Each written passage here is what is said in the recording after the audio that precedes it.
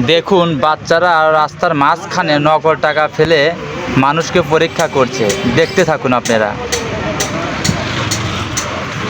ওই দেখেন নকল টাকা দেখে একটি গাড়ি অটোমেটিক দাঁড়ায় গেছে।